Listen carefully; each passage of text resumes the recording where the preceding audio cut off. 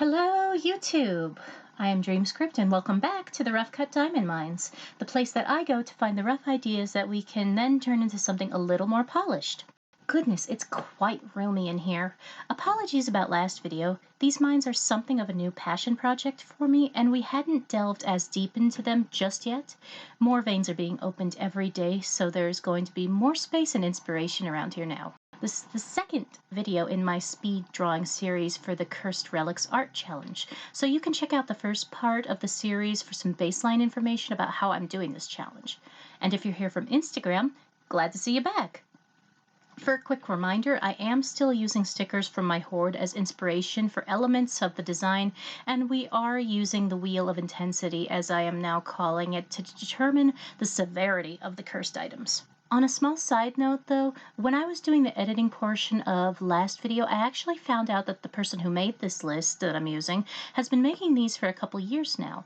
The one that I'm using is obviously from 2020, but they have Cursed Relic Inktober lists for 2021, 22, and even this year, 2023, was released a couple of weeks back. They also have a channel here on YouTube where they discuss the list and a bunch of information related to it. That channel is called Peach Cult, so I wanted to give a proper shout out to them for making this list and thus these videos a reality. With all that said, let's get into today's details.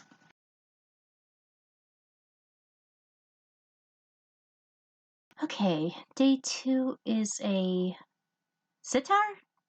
Ooh, wait, I actually know this one! Oh, it's that instrument that Muriel plays in Courage the Cowardly Dog. For those who don't know what the heck I'm talking about, it sounds like this.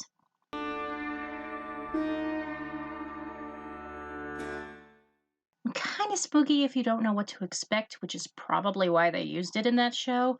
But now that I'm thinking of that show, I think I know which sticker I want to use for it.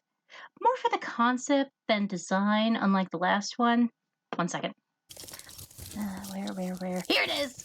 A bottle full of ghosts. Yes, I'm very original in my tastes, I know. But I actually had an interesting idea about how to use this one for a concept. I mean, it's kind of begging for some kind of necromancy bit, isn't it? How could I not? Those that saw the sketch will guess that I kind of made it with a little bit of that, but nothing too much at the time. And I'm getting ahead of myself a little, aren't I? Let's go to the wheel and see how bad this one is. Spin! And it's, ooh, deadly slow. Oh, this is gonna be fun. As I mentioned in the other video, I have particular meanings for each level of curse intensity I'm using in this challenge. Deadly slow is one that is particularly nasty.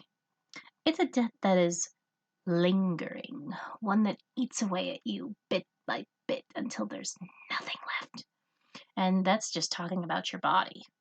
A slow death march that you're aware of takes a massive toll on a person's mental state, and it's generally never good. But in the fantastical worlds of stories, I'm sure most DMs and authors will agree with me when I say it is glorious to spectate. Character drama for the win. So, we now have our prompt, a concept, and a threat level. Let's make our next cursed artifact.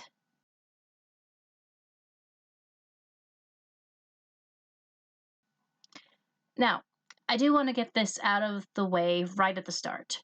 I really did try my best to research this instrument before I made my design and get some references for it, and this thing can be monstrous in size. There is no way that I did the scale correctly for it here, but I tried. Also, I didn't find too much on how much of the basic design of the sitar is integral to the way the instrument functions. At its core, it's essentially a 19-string long-necked instrument, and I know I didn't put 19 strings in the picture, but that was more about making the image look good than anything else.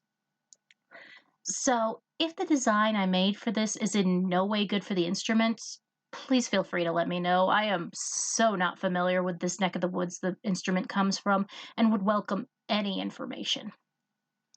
Finally, getting back to the actual drawing itself, I decided to use the sticker for portions of the color palette, once again. I'm using it for inspo, so might as well. but I think you can see that I might have gone a little wild with this picture, and there might be a reason for that, and that reason might be that this is actually my second to third attempt on this prompt. Yeah, I'm not gonna lie here. I did try to do this one before, this attempt, and I hated it. Like, I know the old stereotype. I know that artists are our own worst critics, but wow, was that other one bad. I'm sorry, it was just awful. And part of it was me trying a different style of rendering, partly me using a program I wasn't as comfortable with yet, and partly me being very rusty at my digital work at the time. It was just a hot mess all around. So I did this one instead and went kind of ham on it to make myself feel better about my artistic skills. I hope it's not too much for you all and that you all understand. And before anybody asks, no, I don't plan on ever letting that picture nor the time lapse ever see the light of day. So don't. Jeez, this one's going on for a while. How long was I working on it again? Right. Forget you saw that. Anyway, that's everything on this pic, and now that's all that's left is to tell you the tale of this item. So enjoy our story starring this cursed relic. None of this can be. It simply can't be. These are the thoughts of the lone survivor, hiding in a rundown hut on the edge of the tiny town. Outside, the night is filled with the sounds of cries for help cutting through the air.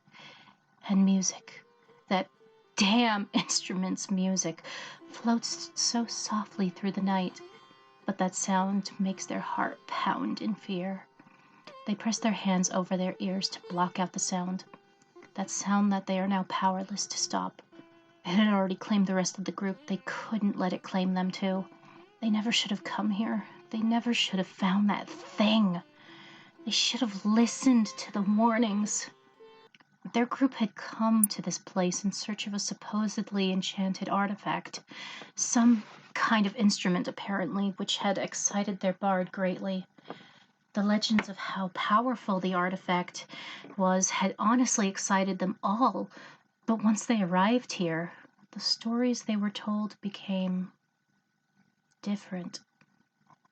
Some time ago, within the last century at least, the lands had once been under the control of a powerful undead, likely a lich from the amount of magic the creature apparently wielded and the connection it forged with transplanting a portion of itself within an unnatural tree that loomed over the area. But then the creature had been defeated and its power destroyed by a group of skilled adventurers.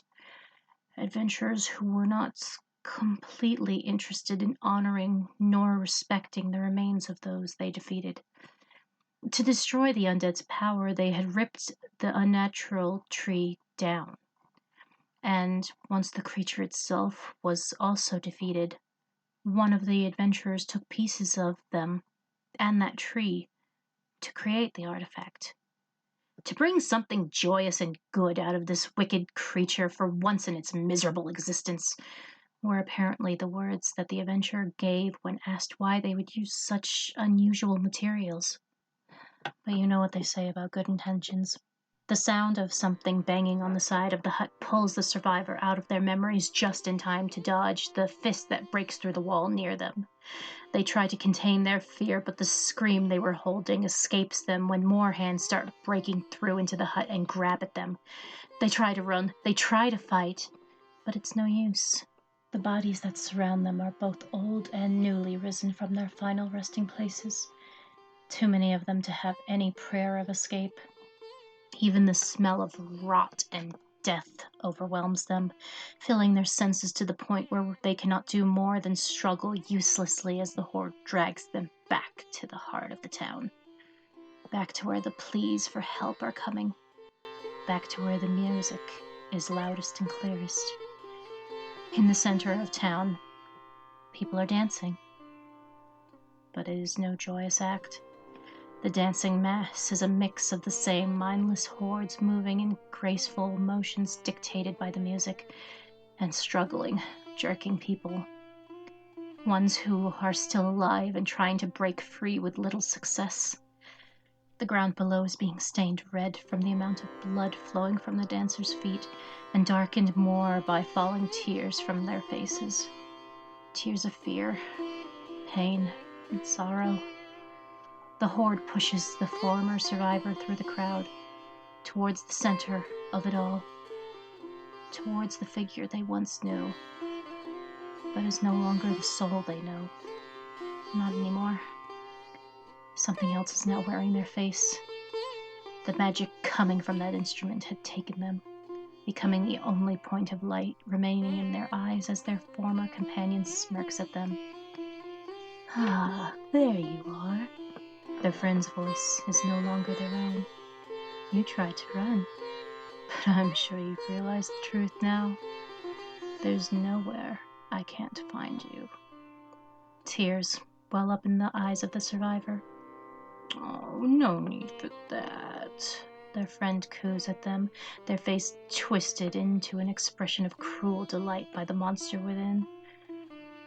You've struggled long enough. Now, it's time.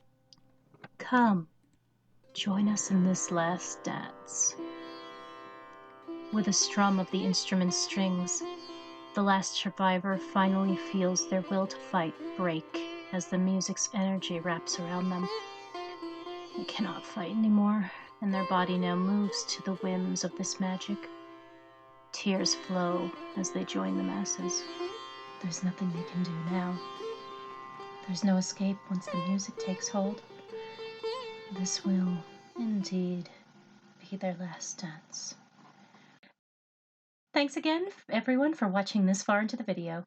This series will continue with more speed draws and stories of these cursed relics, so I will see you all next time. Until then, sweet dreams, and here's to all the little things that bring out the magic in you.